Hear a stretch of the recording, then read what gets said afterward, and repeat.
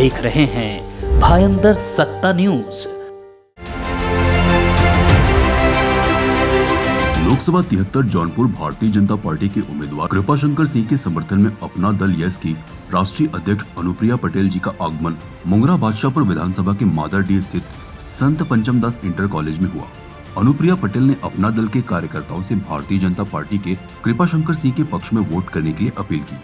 इस अवसर पर राज्यसभा सांसद श्रीमती सीमा द्विवेदी, पूर्व विधायक लीना तिवारी, पूर्व विधायक सुषमा पटेल, मनोज द्विवेदी, जिला अध्यक्ष पुष्पराज सिंह, जिला महामंत्री सुशील मिश्रा, चंद्रकांत दुबे, राजदेव तिवारी, संपादक भायंदर सत्ता, पुष्प शुक्ला, अर्चना शुक्ला, भरत तिवारी, राकेश दुबे, बुद्धू अवधेश पाठक, कल्लू तिवारी, अरुण मिश्रा एवं भारतीय जनता पार्टी एवं अपना दल यश के कार्यकर्ता भारी संख्या में उपस्थित रहे।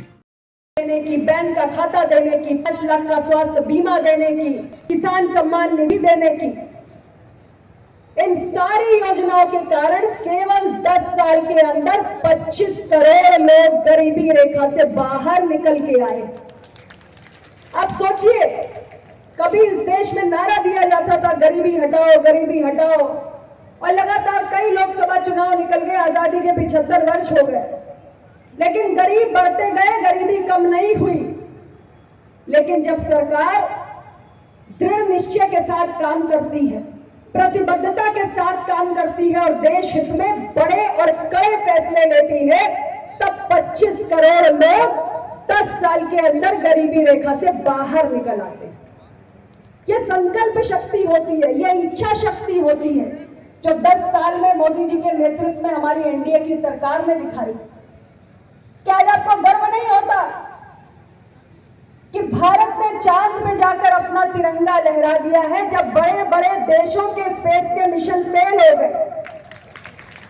आपको गर्व नहीं होता जब दुनिया का टीवी मीडिया लिखता है कि भारत की अर्थव्यवस्था ने अंग्रेजों की अर्थव्यवस्था को पछाड़कर दुनिया में 5वां स्थान प्राप्त किया? आपको गर्व नहीं होता? और देश की अर्थव्यवस्था मजबूत होगी तो क्या होगा?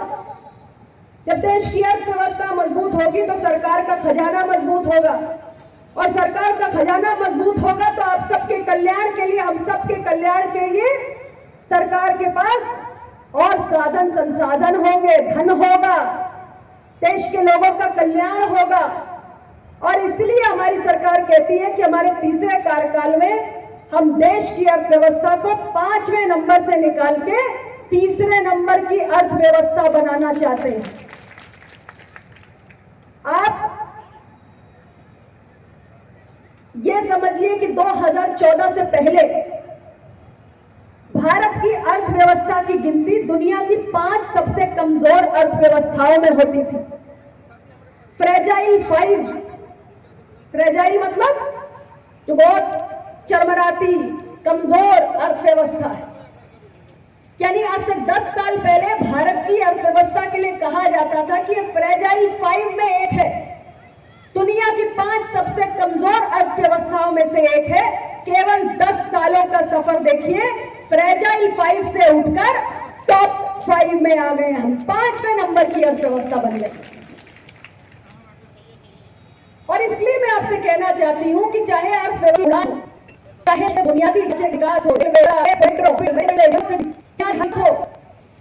चाहे हमारी महिलाओं का जीवन बेहतर बनाने की बात हो, चाहे युवाओं को आगे बढ़ने के अवसर देने की बात हो, चाहे किसान के कल्याण की बात हो, मोदी जी की सरकार ने हर क्षेत्र में बढ़ चढ़कर काम किया है। और इसलिए आज देश का इन 10 वर्षों में हम एक बदला हुआ परिदृश्य देख रहे हैं। और भारत की विकास यात्रा इसी प्रकार आगे बढ़ती रहनी चाहिए। आज समाज का हर वर्ग आकांक्षी हो रहा है, वो एक बेहतर दो, वो प्लेटफॉर्म बनवा दो, ये लिफ्ट लगवा दो, ये हाईवे बनवा दो, वो सड़क बनवा दो, यही तो होता है। लेकिन ये सब कैसे होगा? अगर सरकार की प्राथमिकता विकास होगी तभी ये संभव है। और इन 10 वर्षों में आपने देखा है कि विकास के एजेंडे पर हमारी सरकार ने बहुत तेज गति से काम किया है। ऐसा नहीं है कि गरीबों के आवास पहले नहीं बने, गरीबों के शौचालय पहले नहीं बने, या बिजली का कनेक्शन पहले नहीं दिया गया। लेकिन आप तुलना करिए 10 साल पहले जो भी तमाम सरकारें आई पैमाने पर काम किया। जब आप ये तुलना करेंगे तब आपके लिए फैसला लेना आसान हो। और मैं फिर आपसे कह रही हूं कि देश में तीसरी बार इंडिया गठबंधन की सरकार बन रही है, इसमें कोई संदेह नहीं है, इस किसी प्रकार का कोई संदेह नहीं है। इसलिए आप सब सोच समझकर अपना निर्णय लीजिए और आने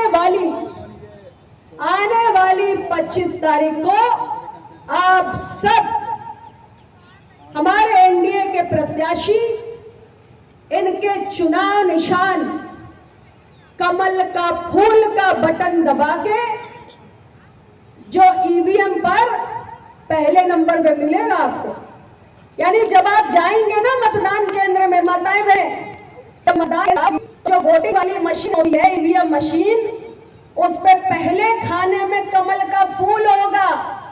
तो पहले खाने से नजर नीचे मत ले जाना, दूसरा तीसरा चौथा पांचवा खाना मत देखना, बस जाना ईवीएम पे पहले खाने को देना देखना और दंड से बटन दबा देना। ठीक बात है कि नहीं?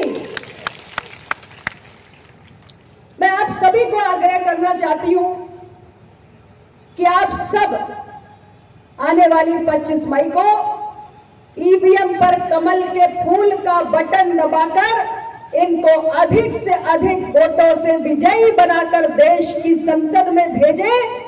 जब ये देश की संसद में पहुंचेंगे तो अपनी सरकार से खींचकर बहुत सारे विकास के काम भी क्षेत्र में लेकर आएंगे।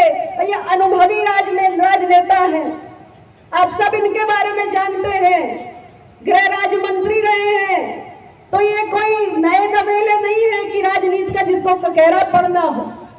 तो इसलिए मैं आप सभी से कहना चाहती हूं कि जिसने अपना जीवन आम जनमानस के बीच में, जिसका इतना लंबा सार्वजनिक जीवन हो, मैंने देखा है, मैं जाती हूँ महाराष्ट्र, वहां भी कितने लोगों के साथ ये जुड़े रहते हैं, हमेशा मुझे लोगों से मिलवाते हैं, मीटिंग करवाते हैं, तो वहां भी मैंने सामाजिक रूप से इनका जुड़ाव देखा है। इसलिए मैं आप सभी से कह रही हूं कि क्षेत्र की खुशहाली के लिए ये जरूरी है कि आप सरकार के प्रतिनिधि के रूप में आप इनको चुनकर भेजिए संसद, और अपना दल और भारतीय जनता पार्टी का जो गठबंधन है, आप समझिए कि आज आपकी पार्टी में अपना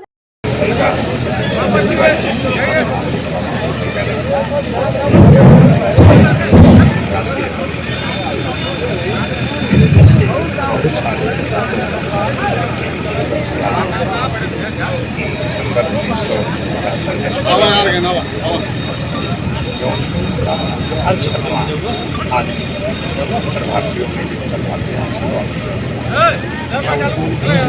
यहाँ पॉलिटिक नहीं है, यहाँ पर एग्रीकल्चर यूनिवर्सिटी जौनपुर का जो उत्पादन है, जौनपुर से मतलब कटाई उत्पादन में कुछ मिलता नहीं। हमारे यहाँ आगे ये गन्ना की मिलती जो भी आज कुछ ऐसे अच्छा है। मैं आने वाले प्रधानमंत्री मुझे जाने की बड़ी खुशी है। हर बच्चा खुशी होती है। मुझे एक चिंता है हमारे यहाँ उद्योग तो मैं कहा कि जाओ जौनपुर का आशीर्वाद। वाराणसी में जगह नहीं थी एक की फैक्ट्री, जौनपुर में जौनपुर वासियों में खुद आऊँगा और बात करूँगा। जिस दिन आप सांसद बनोगे उसके बाद 5 साल के कार्यकाल में इतनी इंडस्ट्री जौनपुर बन सकती है, जौनपुर के लोगों को रोजी रोटी के लिए किसी अन्य शहर में नहीं। आप देख रहे हैं कि शिक्षा जगत में भारत में जौनपुर का एक बहुत बड़ा स्थान रहा, उसके बाद में भी जौनपुर कैसी शिक्षित हो देश में सबसे ज़्यादा प्रशासन अधिकारी जौनपुर में। उसके बाद भी अगर सेंट्रल यूनिवर्सिटी होती जौनपुर में, सेंट्रल यूनिवर्सिटी, क्योंकि जौनपुर के लोग ज़्यादा करके प्रयागराज इलाहाबाद यूनिवर्सिटी का जाना जाता है, तो वहीं से निकले। लेकिन एक अगर सेंट्रल यूनिवर्सिटी 45 से 50 लाख यहाँ एक हॉस्पिटल चल रहा है, एक छोटा सा एम्स जैसा हॉस्पिटल चाहिए। मुंबई से लेकर जौनपुर तक जिन परिस्थितियों में जाते हैं, जिन परिस्थितियों में बयान करना पाते हैं, मेरी यही इच्छा थी हमारा मतलब जौनपुर का बच्चा माँ बाप छोड़ के दुनिया के बाद मुझे लगता है जौनपुर की इस समय जनसंख्या 55 लाख से अबव है। क्षेत्रफल में कम हो, इसको कैसे नियंत्रण मतलब जनसंख्या को बेरोजगारी तरक्की से करते लिया जा सकता है? एक्टिवली आज भी 900 एकड़ लगभग जमीन पूर्वांचल एक्सप्रेस से सागन फलान 900 एकड़ जमीन मेरे पास है। मैंने आने के पहले हमारे दो गौतम भाई अदानी से उनके आदमी अभी चुनाव हुआ नहीं, चुनाव रिजल्ट आने वाला सर्वे करने लगे हैं अभी से।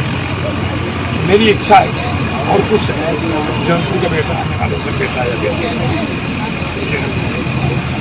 ये आपका योगदान रहे, नई चीज़ों को लाया जा सके और इसमें रोजगार बहुत बड़ा मुद्दा बना हुआ है। आप पूरे भारत देश में आपको बात सही है, उद्योग और रोजगार नहीं है। आदरणीय प्रधानमंत्री ने कहा 2024 हमारा विकसित भारत, हमारा आत्मनिर्भर भारत। उन्होंने क्या कहा, जब तक इस देश में हर गरीब की झोपड़ियाँ है पक्का नहीं हो जाएगा, जब तक वो स्वावलंबी नहीं आत्मनिर्भर नहीं तब तक असल मुक्त गरीबी जानते हैं वहाँ से निकले इतना कैसे दूसरे घर खराब हो जाता है। उनके पिताजी को घर से चाय मिलते हैं आवत में जाके बैल छोटी करवाई सुविधा जाती है। 25 तारीख को इलेक्शन अपने क्षेत्र का, उसके लिए आप जनता के लिए ऐसा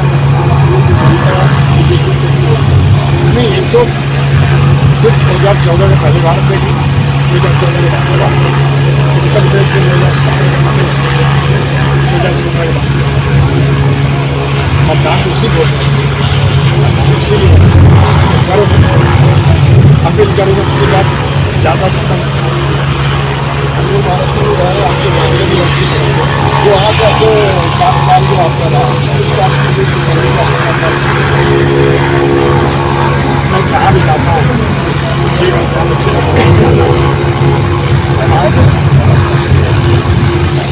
मैंने जो रास्ता चुन लिया मुझे अब तक 3 बार बुलाएगा, एक बार ध्यान से बुला 20 साल बजा 5 साल उसके बाद मैं अध्यक्ष था, बहुत सारी राजनीतिक नेतृत्व है, इतना बड़ा नेतृत्व है कि ज़्यादा मेरे बात सच्चा भगवान राम जिस समय जो आदर्श स्थापित किए हमारे भगवान जी जो आदर्श स्थापित भगवान शंकर जो उस समय कंटिन्यूटी से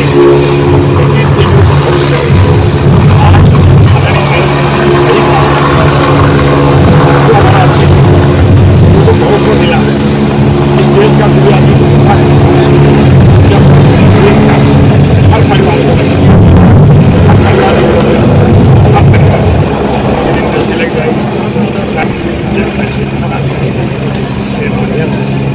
मतदाताओं से बड़ी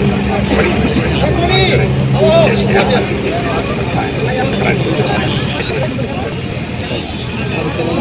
बहुत स्वागत है। और हमारे साथ में सतीश सिंह जी हैं जो काफ़ी रिपोर्ट बालकृष्ण मिश्रा। आप देख रहे हैं भायंदर सत्ता न्यूज।